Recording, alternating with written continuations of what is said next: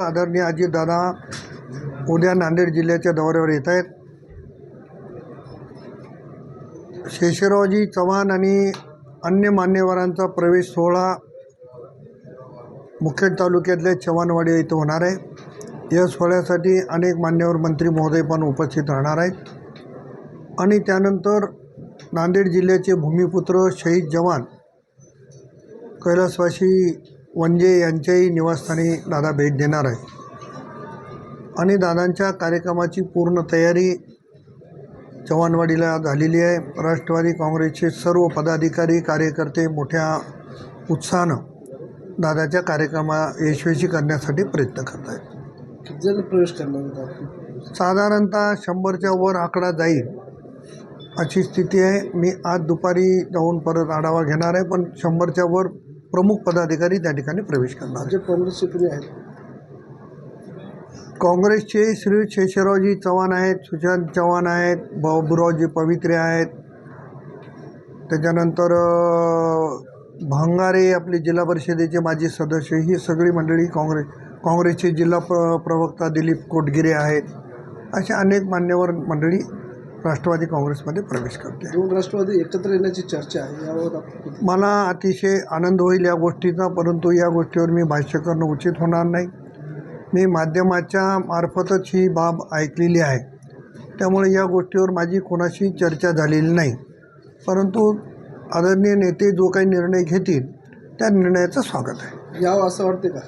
एकत्रित आल्यास ताकद वाढेल, निश्चितपणाने यावं असं माझं वैयक्तिक मत आहे.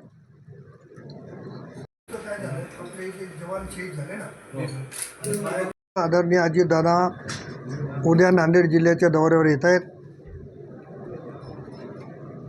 शेषरावजी चव्हाण आणि अन्य मान्यवरांचा प्रवेश सोहळा मुखेड तालुक्यातल्या चव्हाणवाडी येथे होणार आहे.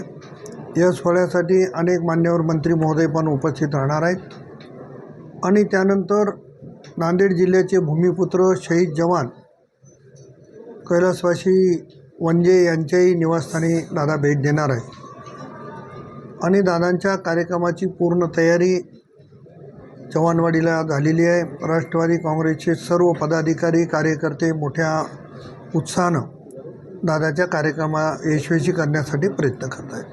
किती जण प्रवेश करणार होता? साधारणतः 100च्या वर आकडा जाईल अशी स्थिती आहे. मी आज दुपारी जाऊन परत आढावा घेणार आहे, पण 100च्या वर प्रमुख पदाधिकारी त्या ठिकाणी प्रवेश करणार. जे काँग्रेसचे कुणी आहेत?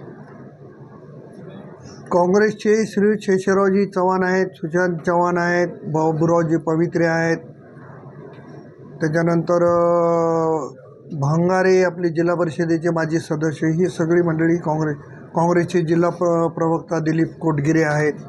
अशा अनेक मान्यवर मंडळी राष्ट्रवादी काँग्रेसमध्ये प्रवेश करते. दोन राष्ट्रवादी एकत्र येण्याची चर्चा आहे, यावर मला अतिशय आनंद होईल या गोष्टीचा, परंतु या गोष्टीवर मी भाष्य करणं उचित होणार नाही. मी माध्यमाच्या मार्फतच ही बाब ऐकलेली आहे, त्यामुळे या गोष्टीवर माझी कोणाशी चर्चा झालेली नाही. परंतु आदरणीय नेते जो काही निर्णय घेतील त्या निर्णयाचं स्वागत आहे. यावं असं वाटते का? एकत्रित आल्यास ताकद वाढेल, निश्चितपणाने यावं असं माझं वैयक्तिक मत आहे. जवान शहीद झाले ना.